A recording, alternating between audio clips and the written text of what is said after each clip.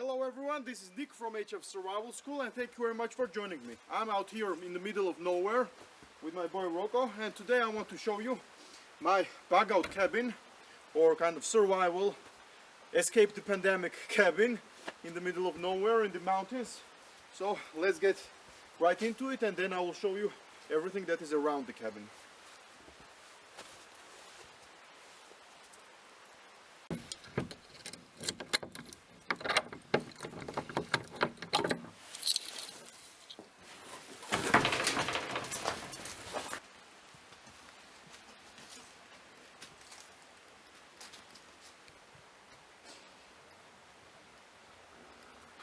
Obviously this is not as fancy as some of the more fancier bushcraft YouTube channels have, but I'm still proud of it. It is all built by our hands, me and my few friends.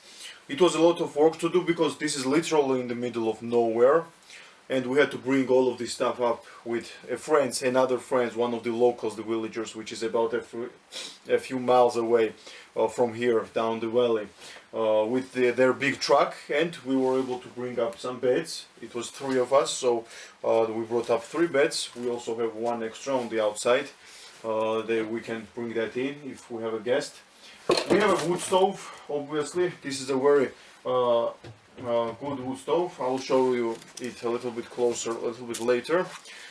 We have roof, we have insulation, we have heat, and that's all that matters. We have also a table, which is also a little bit shaky, but we built it by ourselves, a chair, and etc, etc. We also have some blankets and some mattresses. They are hanging, if you are wondering, they are hanging over there so that they stay dry and the mice don't eat it in the warmer weather, in the summer. This is pretty much all you need in an emergency to come out here and survive, if it's an emergency. But in reality, in a survival situation, this is all you need. We also have built many things on the outside, and I will show you that a little bit later. I'll show you the wood stove now.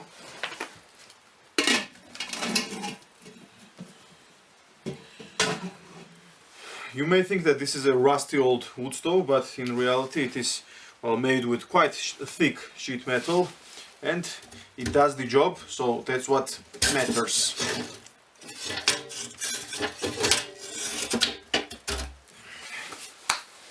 Over here we have 2 bags of cement so that we can continue some working on the outside and the inside, and we also have a few bags of flour in case you need to cook some bread, etc, etc. This is really the middle of nowhere, so there is a lot of wild game, and getting something is not a big problem, so you can make some nice sandwiches. Also, here are some plates and cups and everything you need to live a bit more comfortably here. And no, that's not a bag, that's a dog, and I don't know why he got in there. I'm sure you have already noticed that this place is quite a mess, and there's a reason for that. No, we don't like to live here like this, but I'll talk about that reason a little bit later when I show you around the camp. Having enough firewood is crucial in this kind of area, especially because we are in the middle of nowhere. As you see, it is snow everywhere. Now it is just November. When it gets colder, it gets even crazier. So obviously you need a lot of firewood. This is not enough. This is probably enough maybe for a week or 2, something like that, maximum 3 weeks, and that's if you use it very carefully. Our idea was originally to cover all of this plywood with this kind of big logs, so that it will give us some insulation and also protection from bears. On the bottom we started with some rocks, a bit of cement, and then we wanted to build this up, and eventually I hope we will build this up. So this is kind of like kindling to start your wood stove, and on the other side we have more firewood. On this side of the cabin we have some pre-cut logs. This was also put maybe just to build a wall, but this is not cemented, this is not covered with anything, so it is ready to be used as firewood. About 2 or 3 this size medium logs should be enough per day to keep the wood stove going and keep it kind of warm all the time. So with this pile of wood and with the other pile of wood, we should be able to stay warm for more than a month without any problems. 2 months even better. And again, you have to realize that we are in the woods. There is plenty of firewood.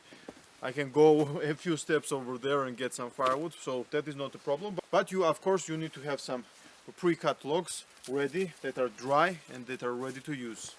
When building this kind of cabin, of course, you need some kind of ladder and snow in your head to build it. And this is a very easy ladder, nothing complicated. 2 long sticks with smaller cross sticks and 1 big nails on each side, and you have a ladder that will help you to go up on the roof, etc., etc.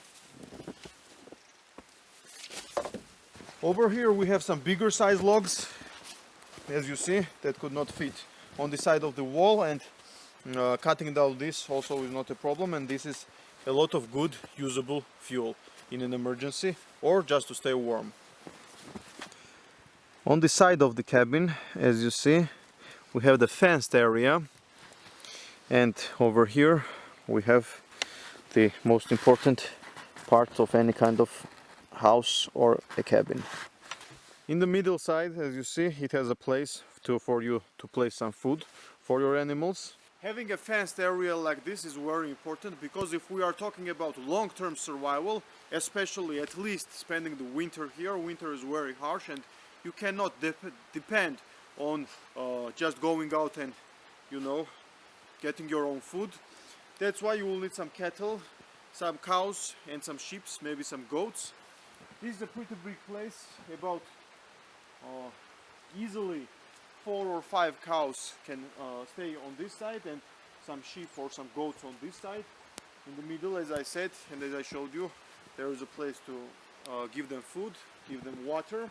And as you see, if you noticed, the middle pieces, don't worry, Rocco feet over there, I don't know if you saw it from the fence, but the cows are bigger, they won't come out. The cross pieces are already here, so if you get some cattle, if you decide, and if it is a long-term situation, you can roof this over with a tarp. In just a few minutes, in a half hour, this will have a roof and cover from everything. This is right on the side of the other fenced area that you saw, and this is more robust because all around it, about halfway, it has bricks, it has brick walls, so this is really secure. It has a nice door, as you see. Rocco goes inside and Rocco stays inside, if Rocco was a cow or something like that. So you can, this is more than enough place to have some domestic animals, even in a very long-term situation, maybe in a year or 2. In the cabin, easily 4 people can live inside. If they are a bit more snug, 5 people can fit as well. Of course, there's a lot of things to make better and develop, but when you are on a long term here, you have a lot of time to kill. So all the basics are covered. You have the roof, you are dry, you have the wood stove, etc., etc. Open sesame. Come.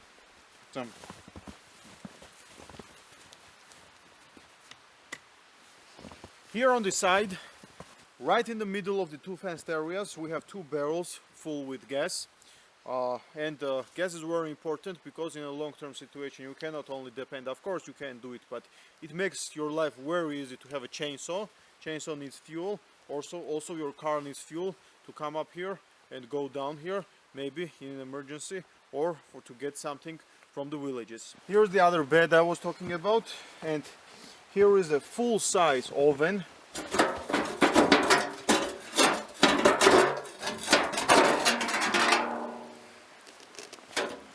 And a full-size oven like this is very good for cooking different foods and making your everyday life even better.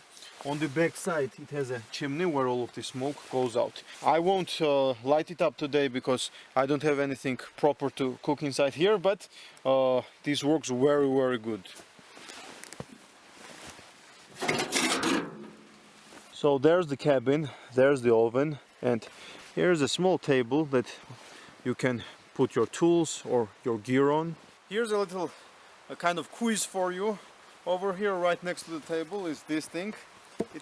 It's a wooden log. It is hollow inside, and on top there is a pusher like this, and first one who guesses what this is and what this is used for will have my respect. That means you are a true farmer or a survivalist. This is my personal project. I always wanted a watchtower near my cabin, in my dream cabin.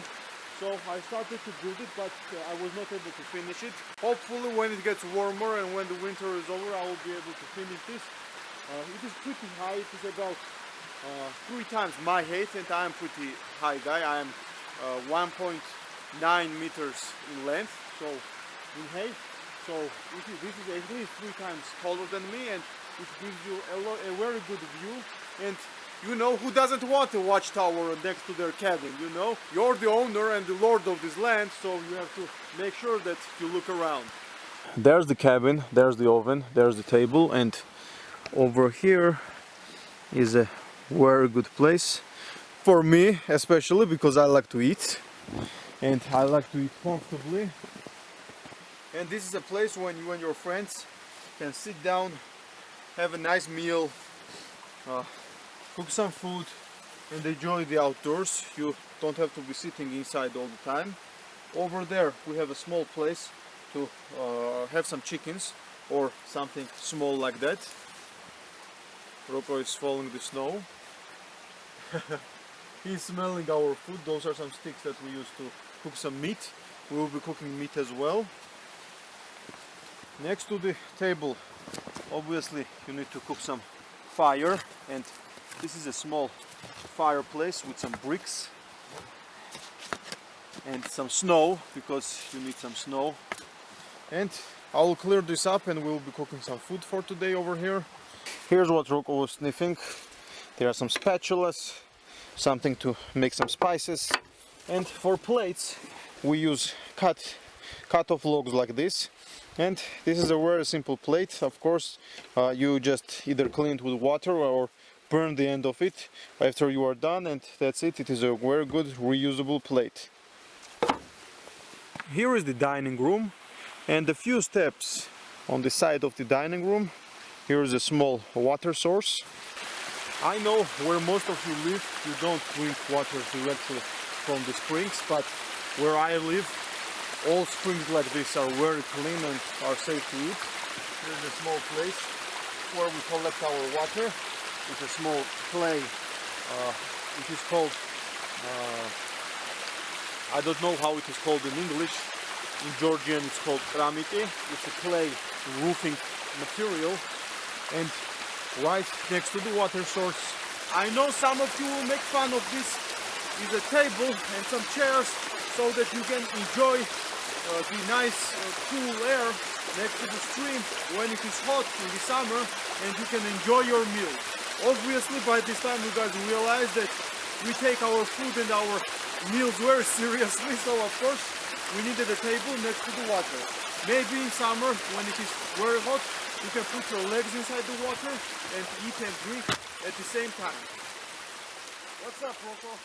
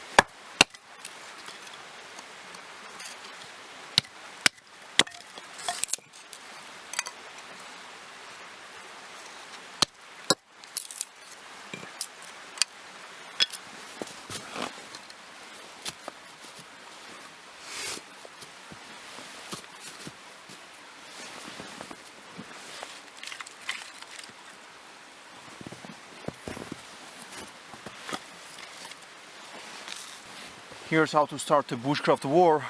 I'll be using this to start a fire. This is a very good thing, this kind of fire starters, for these kind of days where you are lazy, you are tired and you are very hungry and cold, and this kind of thing is very good to start a fire that way. That's why I didn't took much care when splitting the wood and it getting a bit wet. This will still start it. This burns for about 1.5 minutes, if I remember it correctly. It needs a bit time to get it going, because these are not the best quality ones. And when it gets going, it's very easy to start a fire with this.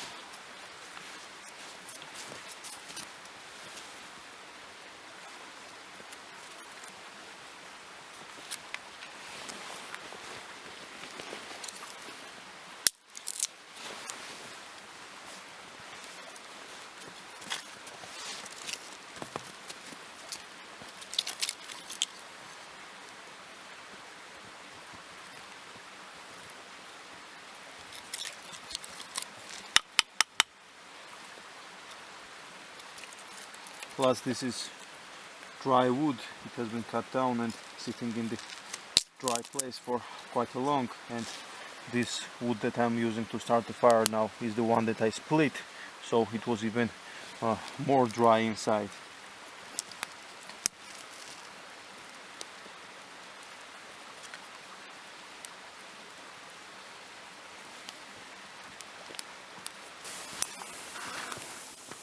Here's some great news. Some snow right exactly above the fire fell down, right exactly in the fire, as you see, and took out all of the flames. By this time you probably noticed that all of the things that are made here, just from the looks of this chair and table or even the cabin, is not for the beauty contest. It is just made to be used, and it is just made so that it works, you know. None of us are carpenters and serious woodworkers, so that's why everything is rough, but as long as it works, like, who cares? We are not trying to make a beauty contest, and maybe on the next season, when the snow is gone and the winter is gone, maybe then we can do all of the fine-tuning and etc. But other than that, as long as everything works, no one cares.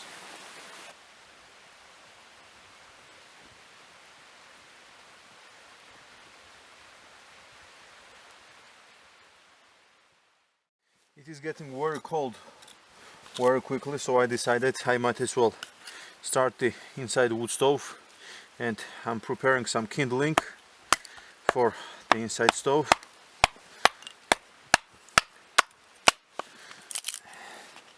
So that we can move the coals from the fire and start the stove easily.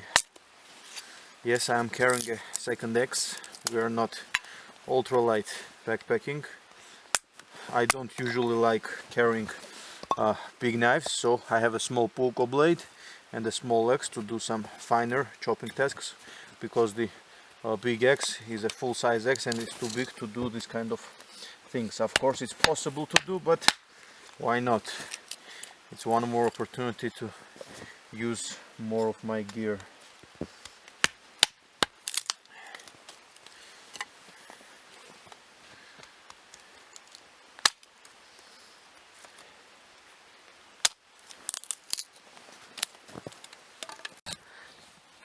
If you don't know, a sharp axe is a great tool to make some fine feather sticks without much skill. You just try to secure the axe in a log or something like that, and just do the feather sticks with the other hand by moving the piece on a correct angle next to the axe, and as you see, you get very nice curls.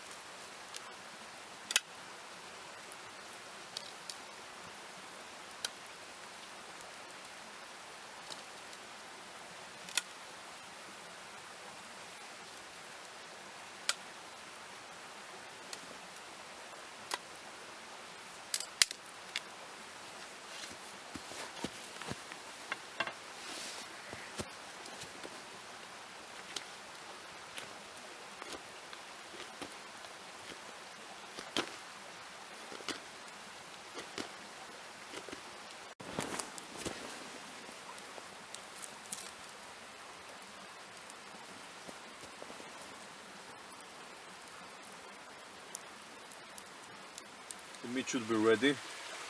Last time I was filming a video, I forgot my flashlight and my headlamp. So now, this time I was like, aha, I didn't forget anything.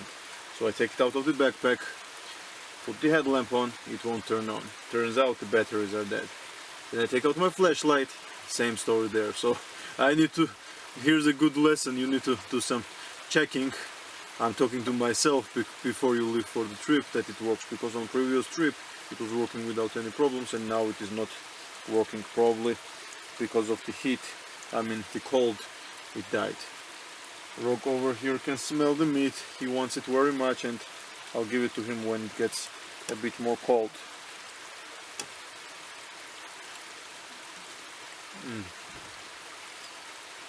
There's nothing like a steak or meat cooked over the fire.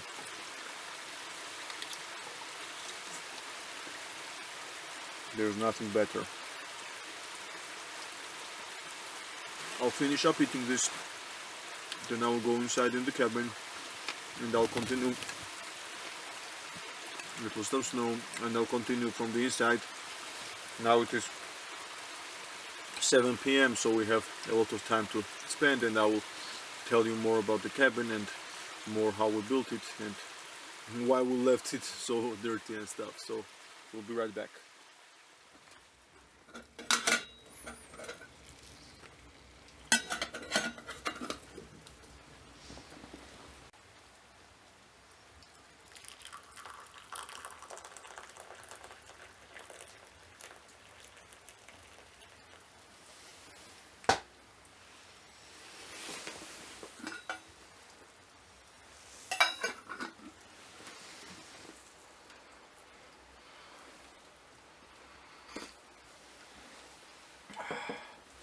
I am reading The Temple Tiger by Sir Jim Corbett. It's a great book, especially when you are out in the middle of nowhere. It's about hunting man-eater tigers. Of course there are no tigers here, but there may be bears, there are a lot of bears, there may be some man-eater bears and a lot of wolves, so who knows, only some thin wall covering us, so that's basically nothing. But we are ready, that's why I am armed. First of all, why is this place a mess? Well, because we have not been here for... I have not been here, and no one other than me as well, for like 4 months, 5 months, something like that. And last time we were here, we got a little carried away, we forgot that the lockdown was starting and we had to rush back into the city, and that's why we didn't have time to clean everything up. Basically, I'm here for the first time for the last 4 or 5 months, because we tried to come up here, and on the middle of the way I actually sunk my car in the river.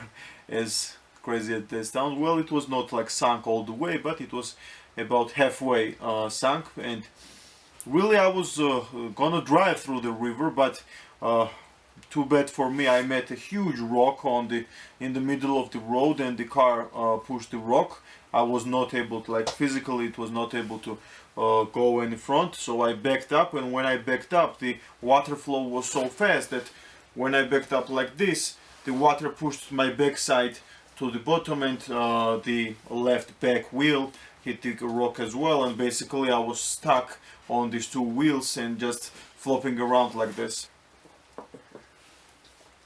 It is very cold here, it is about -15, I'm waiting for about -15 on the outside, and this plywood won't do very much against this kind of cold. Yes, it is pretty cool here with the next to the stove, but over there next to the bed it is already cold. Now this is of course just working process, this is not the finished process, it needs some kind of insulation, and very cheap option for insulating is to take, I don't know to be honest how it is called in English, but the wheat blocks which they tie around, you know, the wheat, when they cut it, the machine ties it, I don't know how it's called in English, sorry. You just take that next to the wall, and on the other side you either cover it with clay or maybe even plywood. Yes, plywood is worse option, but if you don't want to spend your money on clay, clay is more long-term thing, of course I would recommend clay. That's an not something new. It's a very old school thing. Houses back in the past were built like that. And it is very good insulation, but you have to put at least 1 meter of those wheat blocks between the two walls, and that way you will have an amazing insulating cabin. Tomorrow in the morning I'm planning to go to my friend's cabin. We are waiting for some quite a few guys over there, and maybe we'll go grocery shopping in the woods with some hounds. So we'll see if we will be successful and if we will be able to buy some meat in the woods. I think I will continue reading now, enjoy the tea, and then I'll head back to sleep very soon.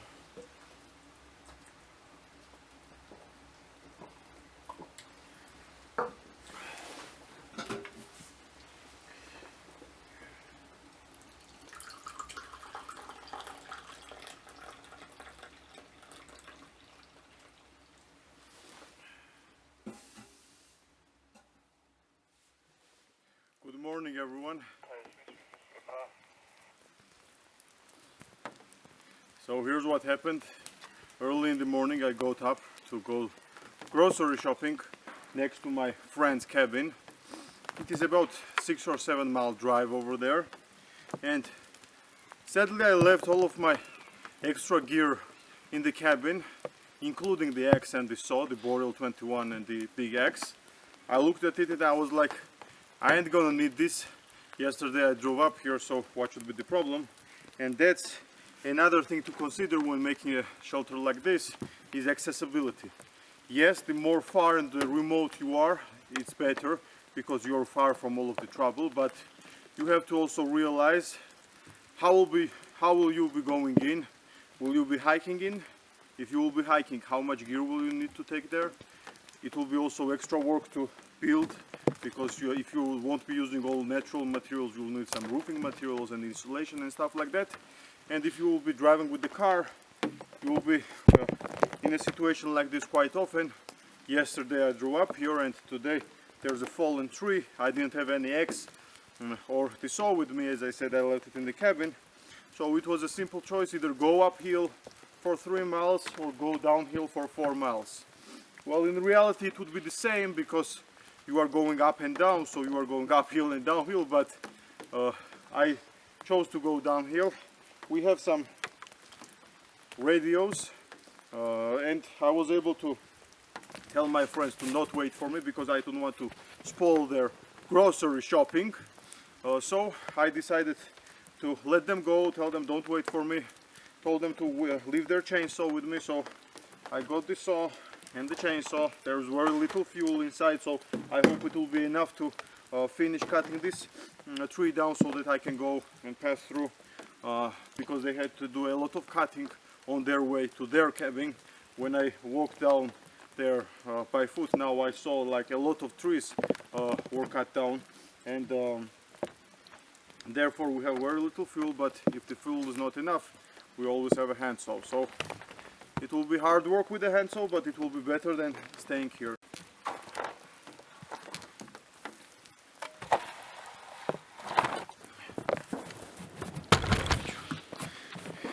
Did you hear that? That means we probably won't be staying hungry.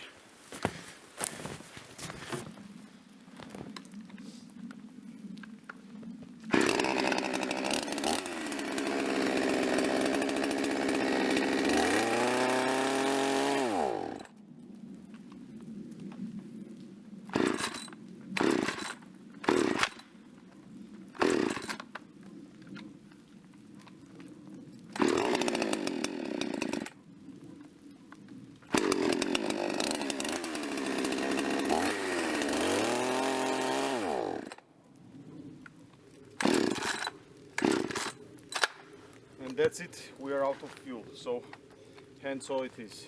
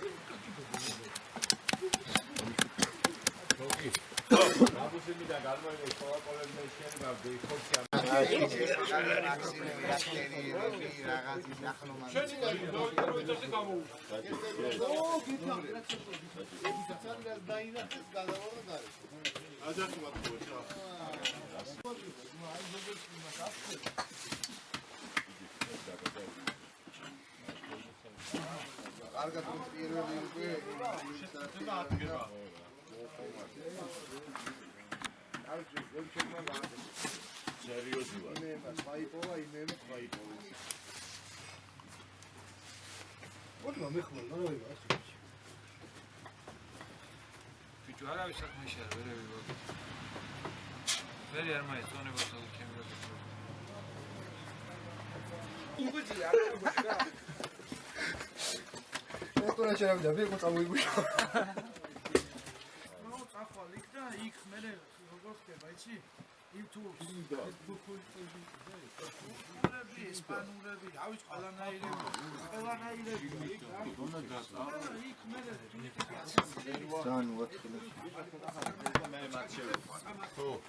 ბიჭო, ცემენტი დასაფარებელია.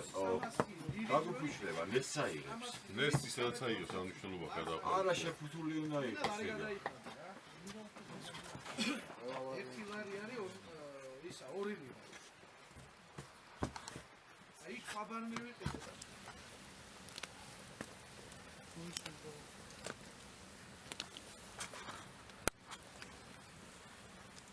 გააქანავე, ქვაბი გააქანავე. ხია და ჩვენ შევჭამთ ისე რა. წინაზე სურათებიდან გავძეხი და ეხა მაგით სულ რომ მოკლა მაინც შევჭამ. მაგარი იყო ცა. აი, წარი რომ დაუმაგროთ მაგაზე, ხუჭობია. რავი გავიტუსი აღაშა. იო.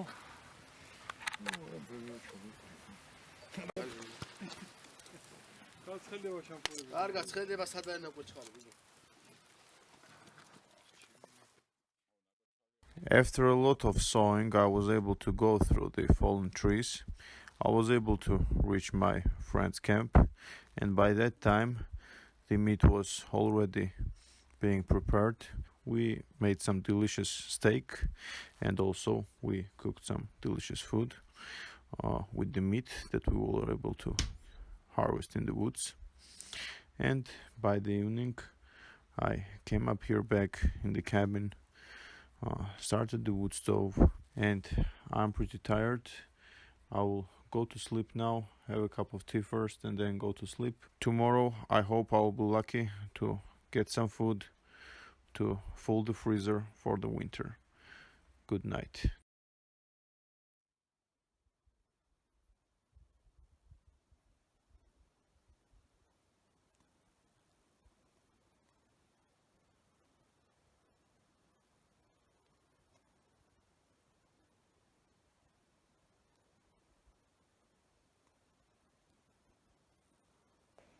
The trusty old wool anorak is just the perfect item for this kind of weather. I will have to sit here for about 2 hours at least. I have even been in situations where I had to wait for a bit over 5 hours. So having good insulation is very important, and staying warm is very important.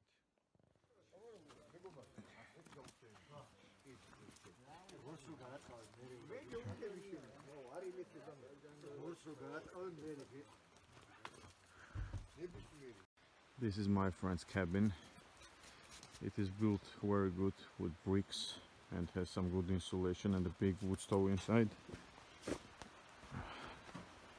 This small hut was before this cabin, so when we came up here we would sit here. Here's the fireplace. This is used to hang some heavy pots. There's some firewood inside. some food for us. Next to the cabin, here is the river, which is drinkable as well, but when it is heavy rain, it is not clean. So, with a plastic pipe, a couple of 100 meters from over there at that mountain, we took out this plastic pipe with some spring clean water.